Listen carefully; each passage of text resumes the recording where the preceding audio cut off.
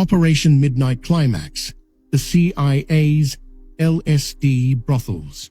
In the heart of San Francisco and New York during the 1950s and 60s, the CIA operated a series of safe houses under the innocuous-sounding Operation Midnight Climax.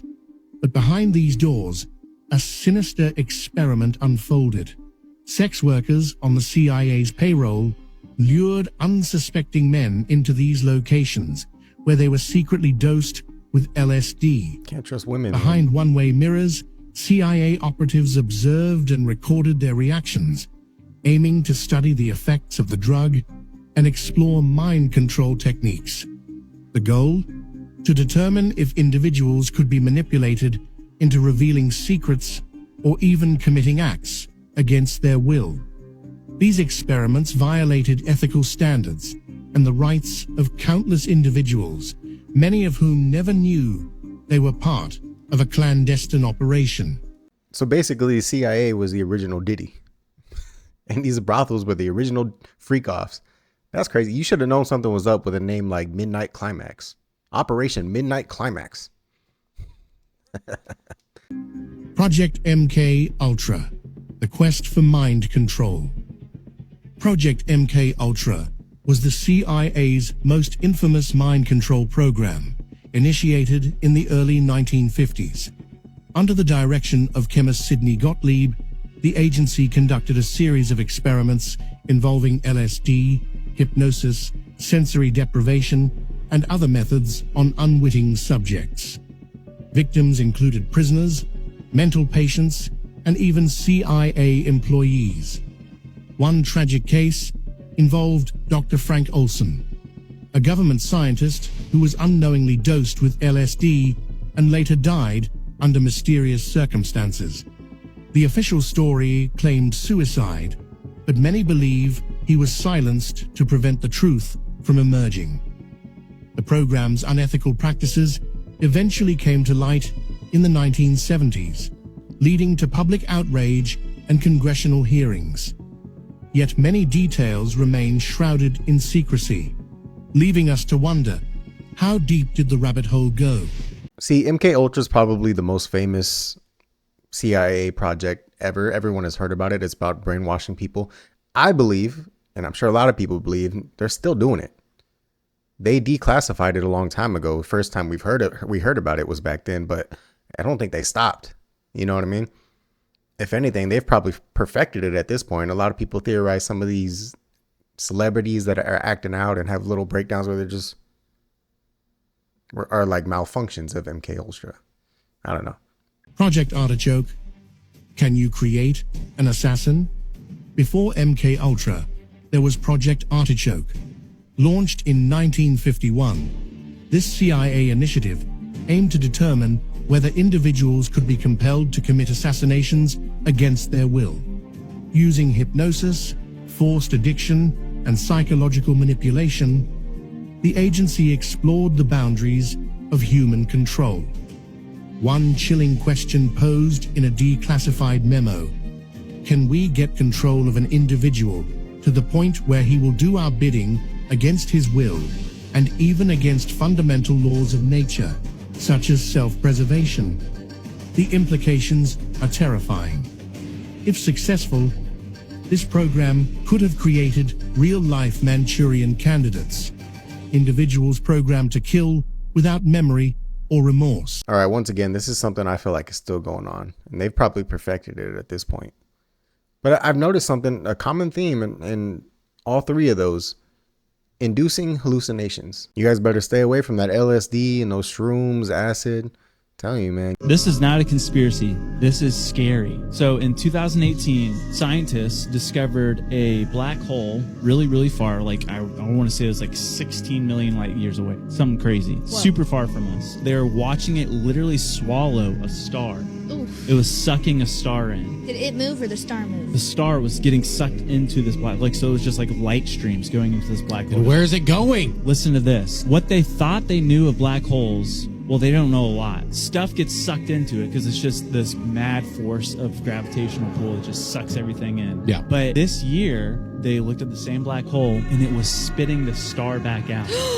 Like, so light and stuff was coming out of this black hole, just like, so it was like regurgitating this star, Just but, recycling it. like broken apart though. So it's like, what's on the other side? Yeah, Oh, I thought a star was just a ball of gas. it is. But light and stuff was coming out of it. So it was like it sucked the star in with the light, fire, all that, whatever a star is. And it was spitting it straight back out. That's 3 years later. terrifying. Yeah, man, that's terrifying. That's how I kind of always imagine black holes. It just stretches you out until you're completely torn apart on a molecular level, but then to spit you back out after it's had its way with you.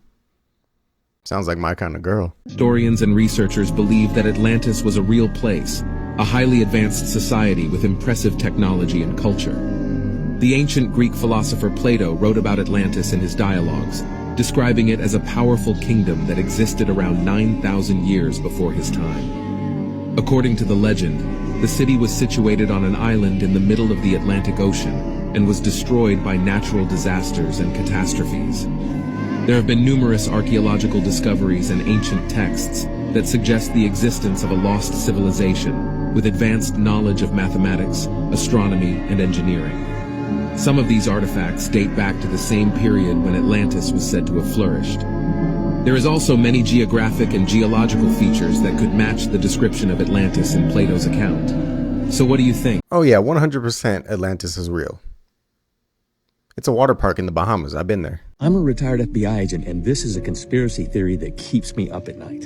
In 2018, a treasure hunter tipped off the FBI to a large cache of buried, stolen Civil War gold in a rural part of Elk County, Pennsylvania. Now, the story goes, this treasure hunter had been looking into this since around 2011, probably further back than that.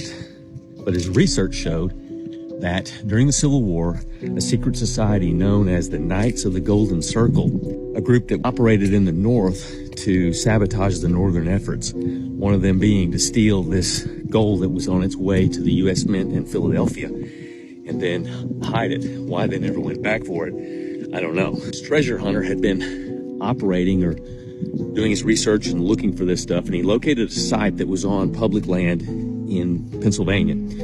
And he was operating under the permission of the Pennsylvania Department of Conservation and Natural Resources. It's somewhere along the way, this treasure hunter and the DCNR had a falling out, and he follows this up and goes to the FBI. He told them, or however he convinced them, they took it seriously enough to hire an outside agency to go in and do some very high-tech survey of the property to see if there's any validity to this. And sure enough, this high-tech equipment revealed that there was a large mass of some kind at this site underground. And then the FBI, also using pretty high-tech equipment, determined that there was the presence of gold. They end up getting a seizure warrant through a federal judge. They get a writ of entry that gives them access to the land. They do a 3-day search for this using an excavator and all kinds of techniques, to try to locate this stuff. Very well documented, I have to say, very thoroughly documented. And they found nothing. No sign of Civil War gold, no sign that anything had been buried there. Now, currently ongoing, there's a lawsuit between this treasure hunter and the FBI. He claims that they did find something and that there's video evidence of this. I don't understand why the site survey shows presence of gold, a large mass under the ground, and then they find absolutely nothing. So stay tuned, and I'm going to fill you in on this one completely because it really, really interests me. And we got real life treasure hunters, huh?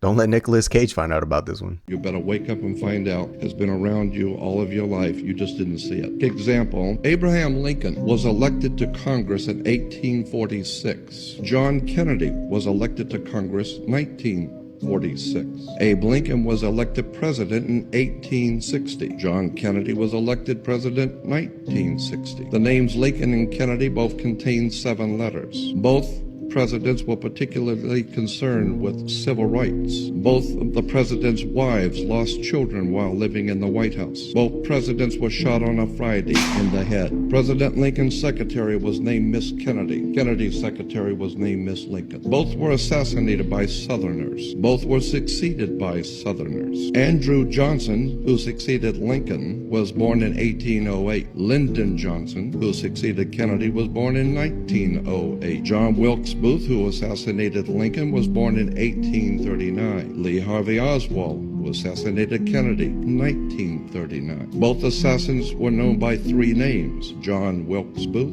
Lee Harvey Oswald. Both names are comprised of 15 letters. President Lincoln was shot in a theater named Ford. Kennedy was shot in a car named Lincoln, made by Ford. John Wilkes Booth ran to a theater and was caught in a warehouse. Oswald ran from a warehouse and was caught in a theater. Booth and Oswald were both assassinated before they could go to trial. And a week before Lincoln was shot, he was in Monroe, Maryland. A week before Kennedy was shot, he was with Marilyn Monroe. Damn, sounds like the simulation is just being lazy.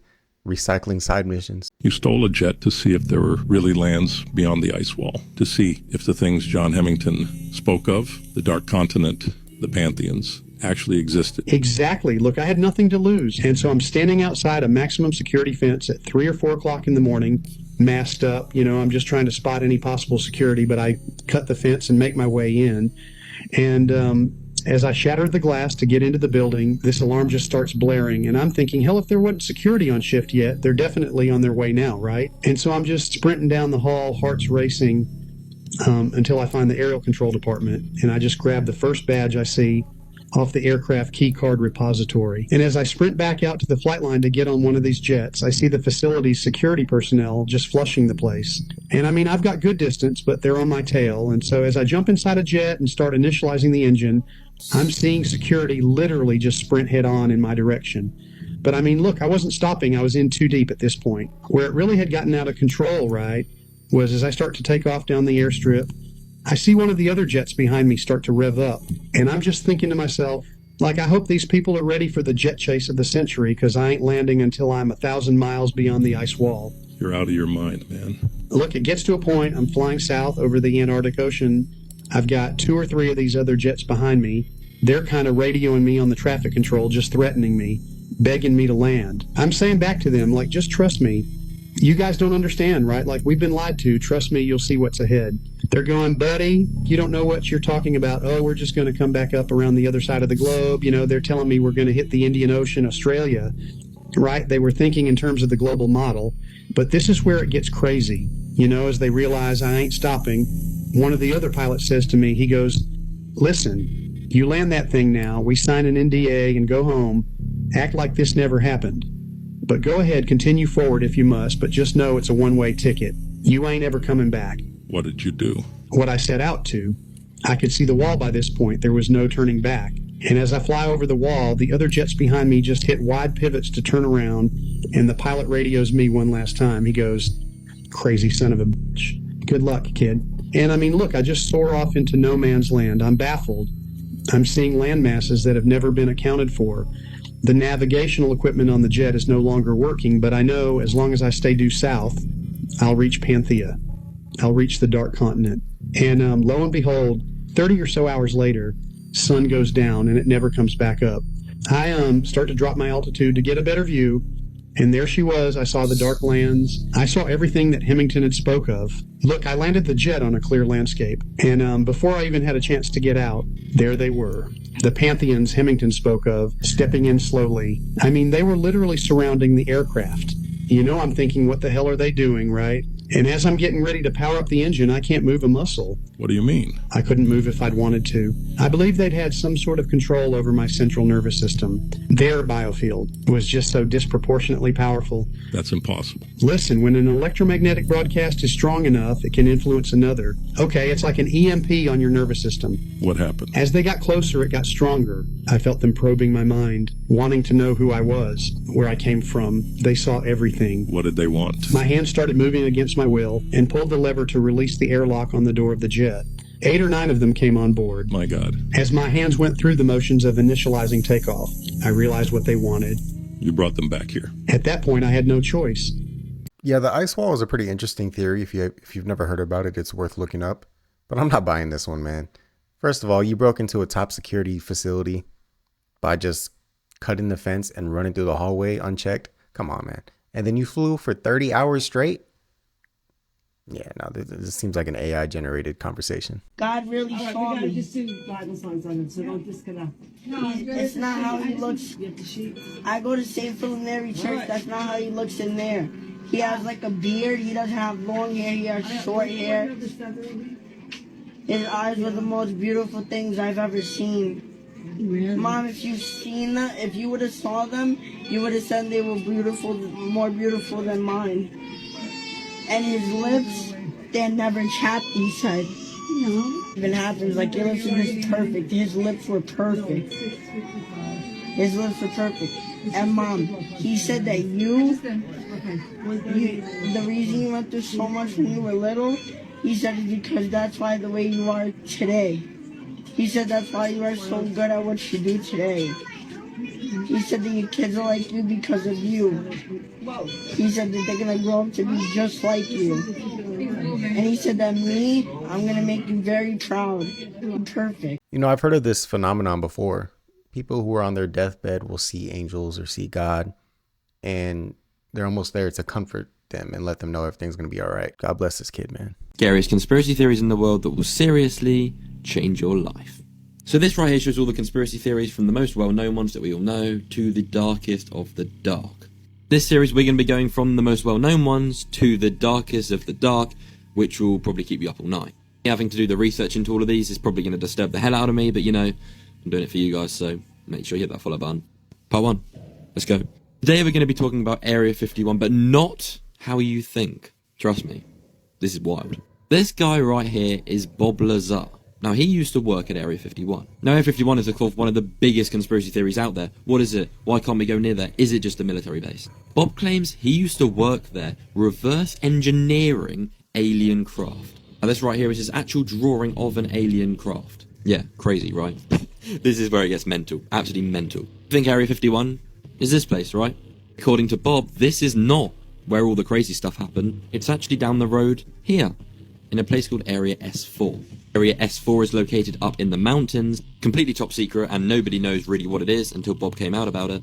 Bob claims he would be taken to Area S4, which is an underground facility where he would work on the alien craft. Put the coordinates into Google and look at this place, it's just crazy. The road which leads straight up to it, the road ends right there, and then there's just like holes in the ground. So there is definitely something there. What I'm saying is all from Bob. There is literally a documentary about this. I'm pretty sure it's on Netflix. You may have seen it.